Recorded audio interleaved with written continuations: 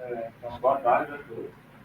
Como o Bruno já me apresentou, meu nome é Celso, eu faço mestrado aqui no CDTN e eu vou apresentar uma simulação, no fundo é uma metodologia para fazer concordar os resultados da simulação de um detetor de germânio e mercúrio com os resultados experimentais que também foram coletados desse mesmo detector. Então, no fundo, o que eu estou simulando é a eficiência desse detetor de germânio, né? E a eficiência é um parâmetro importantíssimo no seu sistema de detecção e principalmente em aplicações em que a gente deseja fazer alguma medida quantitativa sobre a radiação da sua amostra, é importante a gente saber exatamente, ou tão perto quanto possível, a eficiência desse nosso sistema de detecção. Então, como exemplo aqui eu trouxe para falar desses casos, né, em que é muito importante a gente determinar quantitativamente essa eficiência, monitoramento ambiental, preparação ou manufaturação de fontes para uso médico e industrial, tem toda a questão de radioproteção, que a gente precisa saber bem a eficiência do nosso detector, e, mais específico do que está sendo meu mestrado, a ativação eletrônica. Como na ativação eletrônica a gente quer determinar precisamente a quantidade de cada radionuclídeo que tem lá dentro da amostra, é interessante o uso dos detectores HPGE, porque eles têm uma ótima resolução de energia. Né? A gente sabe precisamente quais contagens correspondem a cada energia. Então, tem aqui, que é essencial para determinar radionuclídeos específicos. E apesar da eficiência ser mais baixa do que o iodeto de sódio, essa habilidade compensa, né, nesse sentido. E aqui é uma cara do tipo de detector que a gente tem lá no laboratório de contagem de ativação eletrônica.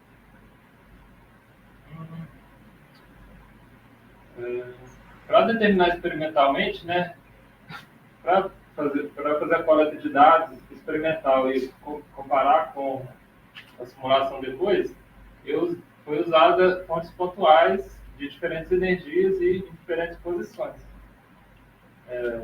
Só que na prática, essa determinação experimental pode ser difícil por mais de um motivo. No caso aqui, para mim especificamente, é que pode ser que as suas fontes elas não tenham essa energia específica que você quer trabalhar. Né? Nas ativações eletrônicas, a gente vai ter energias arbitrárias ali, de 0,1 a mais de 1 MeV. E também tem a questão do formato da amostra. Né? Você tem a amostra pontual, é mais fácil porque é mais fácil conseguir essas amostras calibradas. Já eu, no projeto de mestrado, eu quero trabalhar com amostras maiores, então aí vem essa ideia de conseguir calibrar essa simulação para eu conseguir determinar essas eficiências sem precisar das fontes calibradas. Então, aí, para fazer esse trabalho, eu usei o código Monte Carlo, em específico foi o FITS, em contrapartida do MCNP, né, que é o mais conhecido, e é um código de transporte de partículas de radiação, que funciona sobre um grande alcance de energia. Então, aqui são algumas das dificuldades que eu encontrei na literatura e na prática também, quando eu fui tentar simular esse detetor de germânio. A simulação de Monte Carlo, elas são altamente sensíveis nas especificidades do material. Você tem lá os dados do fabricante, mas se mudou um pouco, você vai ter no seu resultado. E principalmente tem a questão da camada morta, que acontece no detector de germânio, que é uma área superficial do seu cristal que não recebe esse sinal de radiação. Então, a abordagem aqui foi, primeiramente, simular com os dados do fabricante e variar alguns parâmetros para tentar acertar a simulação. Levando em conta, claro, que eu tenho vários dados, então eu não estou enviesando nesse sentido. Né? Eu queria ajustar só para concordar com uma medida apenas. Aí, como eu falei, né, eu usei fontes pontuais, aqui as energias que eu usei, então nesse alcancezinho aqui de 59,5 até 1332 Kelvin. Então, aqui é uma ilustração do experimento, fora de escala, né? Medir aqui em três posições diferentes. Então, aqui é mais ou menos a esquematização dos dados que eu coletei. Eu coletei não, esses dados eles foram para uma calibração de rotina do laboratório, eu usei esses dados para comparar com a minha simulação. Só um detalhe aqui de como que esses dados são coletados, né? Aqui é a definição de eficiência, que é essencialmente o quanto que seu detector conta em relação ao quanto que foi emitido. Então, a fração da radiação que foi emitida que o seu detector está detectando. E a incerteza dessas medidas foi estimada em 1%. Aqui é uma cara de como é o detector, esse aqui é cilíndrico, né, que é um poste de transversal. E basicamente aqui em verde é o cristal de germânio, ele tem esse buraco aqui, que entra um fio de cobre para conectar com o sistema eletrônico. E aqui são os dados, os dimensões fornecidos pelo fabricante do detector. Então, a princípio, né, eu modelei tudo com esses dados fornecidos pelo fabricante. E aqui só um detalhe, deixando explícito como que eu modelei o dead layer, que é a camada morta. Então, são regiões superficiais, né? Tem a superfície superior, tem a superfície radial e a superfície aqui no fundo, né? Então, eu separei nesses parâmetros e estou ajustando cada um deles intencionalmente. Aí, só mais um detalhe aqui também da saída do bits que foi usado. Tem uma saída que é chamada de T-deposit, que ela te retorna quantas interações de fótons que aconteceu lá dentro do material. E a unidade que ele dá é as partículas que foram absorvidas por fóton emitido. Né? Então, se a gente pensar na definição do que é a eficiência no fundo, é diretamente isso aqui. Então, para conseguir essa estatística de 1% de erro na simulação, que é comparável ao que foi o resultado experimental, eu tive que simular em torno de 100 bilhões. Né? 100 milhões. Aí aqui é a primeira tabela desses resultados. Aqui nessa primeira tabela eu coloquei os dados explícitos aqui da eficiência, só que eu não quero focar muito nisso, aqui é só para ter uma noção. Né? Basicamente, uma forma de ler isso aqui é que a cada 879 fótons de 59,5 Kelvin, o detector teve sinal de uma contagem. Tá? Mas nessas tabelas aqui que eu vou mostrar, o que eu quero considerar é essa razão aqui, que é o número de contagens que a simulação me forneceu em relação ao dado experimental. Então, como aqui, ó, a razão do filtro pelo dado experimental foi 2,09, quer dizer que a eficiência do filtro estava 2,09 vezes maior que o dado experimental. Então, vocês veem aqui que essas razões aqui, a 2 centímetros de distância, né, todas maiores que os experimentais, a 10 centímetros de distância também maiores, só que não tão maiores quanto aqui a 2 centímetros, e a mesma coisa aconteceu aqui a 20 centímetros. Né? Então, isso aqui foi a simulação sem modificar nada de um parâmetro. Então, a gente vê aqui, nesse gráfico, a comparação que está tudo maior. Aqui eu estou mostrando as diferenças. Né? Aqui em azulzinho são as simulações a 2 centímetros. Então, a gente vê aqui que essa aqui deu mais de 100%, essa aqui também. E, conforme eu ia aumentando as distâncias, teve erro menor, apesar dos erros ainda serem significantes. Né? Mas o fato do erro ser tão maior aqui na distância próxima me indicou que teve alguma questão de distância, da distância com a fonte, que eu estava errando em algum parâmetro que tinha a ver com isso. Tá? Então, o próximo passo aqui que eu usei primeiro foi aumentar esse parâmetro aqui, ó, que é essa distânciazinha do cristal até a janela do detector. E dessa forma, a eficiência todas as eficiências iam diminuir de valor. Então, aqui é o primeiro resultado. Aqui, o que está acontecendo? Eu estou aumentando essa distância em cada coluna, tá vendo? Aqui eu não aumentei nada, aqui eu aumentei 15 milímetros de uma vez, aqui eu aumentei 16, 16,5 e 17. Tá vendo aqui, ó? Aqui a razão está 2,3 e quando eu aumentei 15 milímetros já foi para 1,3. Então, eu estou errando só por 30%. Tem que aumentar só distância.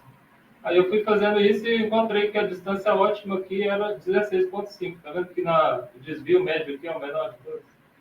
Então, o que eu fiz foi fixei esse parâmetro e ainda está ruim, né? Porque eu tenho que 20% de diferença, 15, 10, tudo. Aí eu fixo esse parâmetro e parto para o próximo. Uma coisa que eu tentei fazer foi diminuir o raio do cristal, só que isso às vezes diminuía muito o erro em alguns pontos, mas não tanto em outros. Aí eu deixei para lá esse parâmetro. Aí, para corrigir em baixa energia, eu variei a camada morta superior, né? Já que os fótons de baixa energia se penetram mais em cima. Aí, variando aqui de 0 a 10, eu encontrei esse parâmetro ótimo aqui. Ó. Tá vendo que aqui já está 4%, 2% de desvio. Só que aí falta corrigir para as energias maiores, que ainda está bem errado aqui. Só que a média já está aqui em 8,5. Aí, por fim, a espessura da camada morta lá embaixo, que aí corrige para as energias mais altas, porque energias mais altas elas penetram mais profundamente no material. Aí aqui 0, 0,4, 0,5, até finalmente achar 0,6, né? De espessura de camada morta no fundo do cristal. Aí a gente vê aqui que eu tenho um erro médio aqui de 5,6, de 3,6 a 10 centímetros, e aqui a 20 centímetros, 2,27% apenas. Aí aquele mesmo gráfico, só que agora com esses parâmetros corrigidos, a gente vê aqui que tem esses dois pontos outliers, que são as altas energias a 2 centímetros. Eu não tenho muita hipótese sobre por que eles ficaram desse jeito, mas o restante dos pontos ficaram dentro desse alcance aqui de 5% de erro apenas. Essa tabela aqui mostra os parâmetros corrigidos. Né? Eu precisei mudar 16,5 milímetros na distância do cristal da janela, 0,15 milímetros na camada morta superior e 0,6 milímetros na camada morta inferior.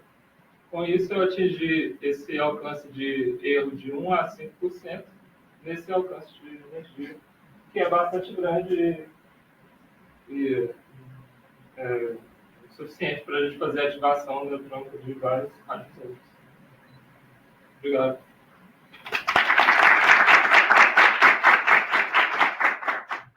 Obrigado pela sua apresentação. Vamos abrir então a plateia e as perguntas. Alguém gostaria de fazer alguma pergunta? Bom, eu vou fazer uma então, para o pessoal vai pensando aí. Qual seria o próximo passo? Para pontos pontuais, parece que você já tem um desempenho legal aí. E o que você faria agora para melhorar? Você vai avaliar amostras volumétricas, não é isso? Como é que você vai? O que você está pensando aí para os próximos passos? O próximo passo é, no caso, tentar conseguir essas fontes volumétricas com quantidade de atividade conhecida. Então, apesar de isso ser de fontes pontuais, a gente ter fontes calibradas, né? Agora tem que pensar em métodos para conseguir essas fontes volumétricas conhecidas. Uma das formas que a gente já até fez foi com o radioisótopo de flúor, né, que vem lá do laboratório e da atividade conhecida. Só que outra forma é a gente pegar fontes certificadas, né, que já vem com quantidade de material conhecido, ativar essas fontes. Aí, através do cálculo, a gente consegue ter uma ideia qual é a atividade, né, de cada radioisótopo que foi ativado e fazer essa medida experimental e comparar dessa mesma forma. Vocês têm a composição química e densidade dessas fontes? Das fontes calibradas, sim. Só que tem que ver a disponibilidade nesse daí. Você vai ativar e usar no seu trabalho? Eu espero que sim. Mais alguma pergunta, pessoal? Alguém gostaria? Nossa, Celso, obrigado. Parabéns. Boa tarde. Meu nome é Ana. Boa parte que já me conhece. Esse trabalho foi o meu projeto de TCC. A gente fez uma simulação multicalo para alguns cenários da exposição ocupacional de cirurgiões em um procedimento de rol. Vou começar falando um pouco sobre o que é rol, porque não chega a ser tanto a parte da física, né? É um procedimento com um radiotraçador para lesões ocultas do câncer de mama, que é justamente para cirurgias mais conservadoras, para não ser retirada a mama por inteiro. Então, é injetado aqui no nódulo principal do tumor, é injetado um radiotraçador de tecnécio e é feita a incisão. A paciente já chega no hospital com a marcação, que é o agulhamento, né? Então, é injetado o tecnécio e todos os linfonódulos sentinelas, que são os que podem ter alguma metástase, eles vão absorver também. Então, é feita um corte na mama e entra com a Gamma Probe, que é esse dispositivo, e ele funciona como um Geiger, uma câmara de ionização pequenininha, e toda vez que ele chega perto do que está absorvendo o radiotraçador, ele vai apitar. Então, o cirurgião vai lá e retira um pedaço. Tem a vantagem, né, de ser uma cirurgia precisa e não afeta o que mexe muito com a paciente também, a questão da autoestima da mulher e da retirada da mama. Então, tem essa vantagem de ser essa cirurgia mais conservadora, mas o risco também do cirurgião que está ali muito próximo à fonte, né, que está na mama da paciente. Aí a gente vai falar no final um pouco da importância do princípio Alara. O objetivo foi justamente estimar essa dose que o cirurgião vai absorver, usar o método Monte Carlo com um fantoma antropomórfico e comparar os diferentes cenários que a gente colocou. A gente utilizou o MCNPX, que é o que a gente tem disponível lá na Universidade Federal de Sergipe. Utilizamos 2 fantomas femininos, a paciente deitada, a cirurgiã em pé, ambos com uma média do tamanho da mulher brasileira, que é de 1,65 e 60 quilos. A sala com uma dimensão convencional de uma sala de cirurgia. E utilizamos a fonte de tecnécio localizada dentro da mama do fântoma, a mama direita. Os 3 cenários que nós fizemos é o cenário sem nenhuma proteção, que é o cenário atual, o cenário utilizando o avental de chumbo e utilizando apenas uma divisória de chumbo da cintura para baixo. No caso, a cirurgiã fica a 20 centímetros da paciente, às vezes até mais próximo, mas na simulação colocamos essa média de 20 centímetros.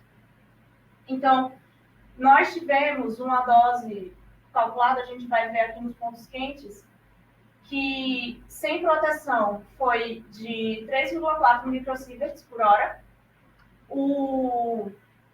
Utilizando o avental, caiu para 0,83 e sem o avental, mas com essa divisória, é 2,8. Então, microsieverts por hora. Dá para perceber, até pela imagem dos pontos quentes, a diminuição bem significativa da dose absorvida pela paciente, pela cirurgiã. E os órgãos que foram mais irradiados, que a gente vai falar um pouco mais, a lente ocular, a mama da cirurgiã e o estômago.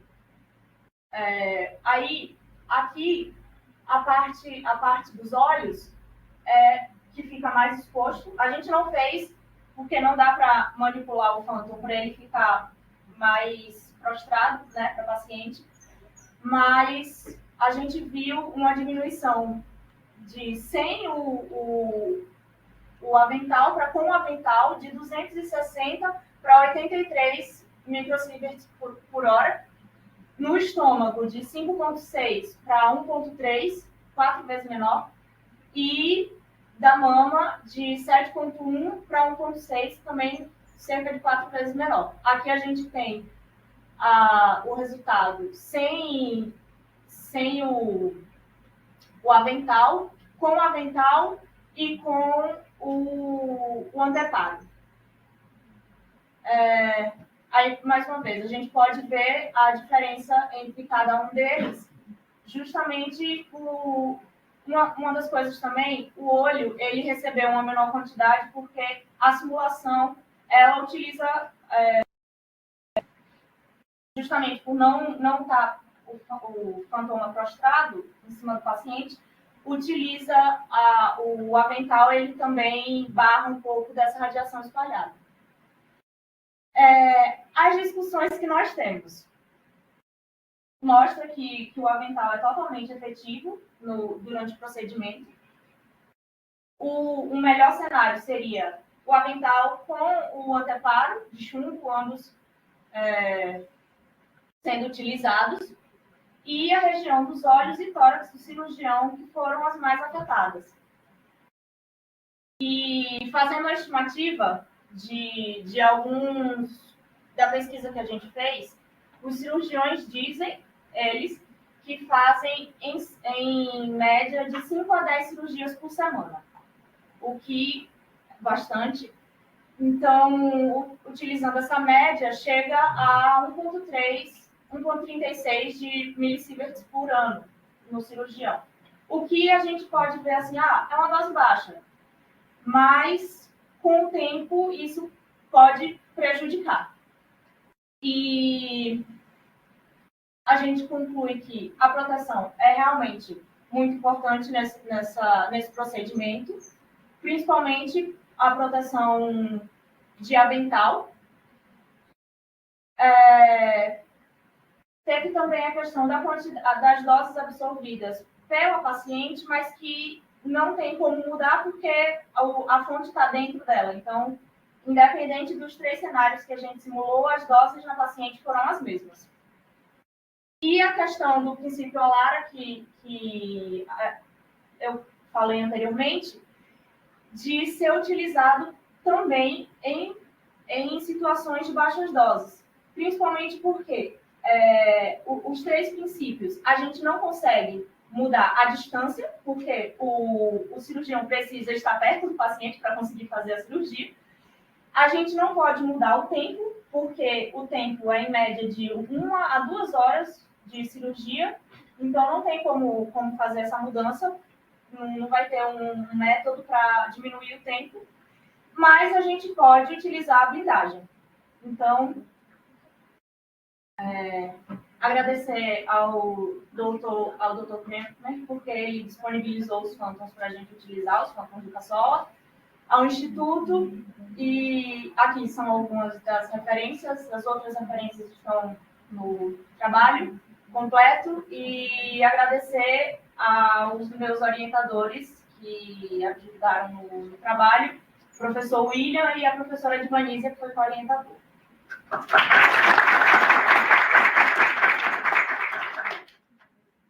Obrigado, Ana. Acho que eu falei correndo um pouco. Não, mas tudo bem, está dentro do tempo, está tranquilo. Gente, alguém quer fazer alguma pergunta? A plateia? O Lucas ali quer. Vai lá, Lucas. Pode falar, Rafa.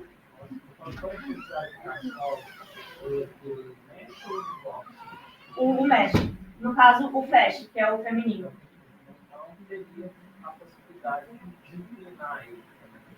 Mas a gente não tinha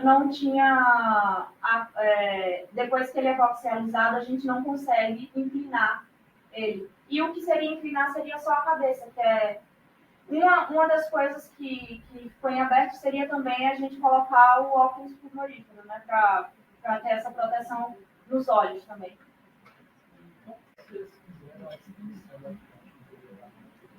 A gente colocou a fonte isolada em um pedaço da mama direita, que é onde fica, ela é 2 por 2, 2 centímetros por 2 centímetros. Isso, porque é a mesma situação. A gente estava simulando apenas os cenários diferentes em relação à proteção do cirurgião. Agora, só com curiosidade, os cirurgiões, já que vocês entrevistaram, eles falaram alguma dificuldade em relação aos Então, foi justamente esse o motivo da gente fazer a pesquisa. Eu estava conversando com o professor William, que foi o meu orientador, e para decidir o tema do meu TCC, e eu estava falando para ele uma coisa que me incomodou muito durante o estágio, que era acompanhar as cirurgias, porque os cirurgiões não utilizam dosímetro, não utilizam nenhum tipo de proteção, então a gente não sabia o quanto eles estavam expostos ou não. Por isso a gente fez as simulações. E eles não são abertos a conversar sobre nenhum tipo de proteção. Eu também tenho umas perguntinhas, mas alguém quer perguntar? Então, deixa eu fazer. Eu acho que no slide 9, se você puder voltar, eu acho que você tem uma oportunidade interessante de avaliar a dose máxima na pele também. Você voxelizou o Santana? Né? Porque eu cortei a tabela, coloquei só o que esses 3 que estavam, por conta do tempo, eu fiquei com medo de botar muita coisa e não consegui no tempo. Mas a gente colocou na pele, como é um... Tem que pegar a massa, se você pegar a média vai dar certo. A massa inteira, a gente... eu não vou lembrar de cabeça a dosagem. Porque estava na tabela. Vai dar baixinho. Procura avaliar voxel de maior valor, por exemplo, né, da pele, talvez seja um indicativo interessante também. Vai talvez passar do estágio de dose. Outra coisa que eu acho que pode ser interessante também, sugestão, né? Esses cirurgiões são monitorados? Não. Inclusive, na norma da CENEM, na 301, não fala desse tipo de procedimento, até porque é um procedimento mais recente. Então, não existe nada que solicite que eles monitorem, e quando foi sugerido para fazer essa monitoração, eles não aceitaram. Disseram, não é regra, então a gente não aceita. Não, uma hora eles vão aceitar, né? Mas o trabalho foi feito justamente, né? Para mostrar que existe uma dose ali. Porque se eles aceitarem, você vai ter uma forma de comparar os seus valores com o instrumental. Né? Eu conversei com alguns para perguntar se eles queriam passar um mês utilizando, eles não quiseram. Quando você não conhece, então não existe, né? Mas obrigado, então. Ana, alguém quer mais falar alguma coisa? Então tá bom. Obrigadão. Foi ótimo trabalho.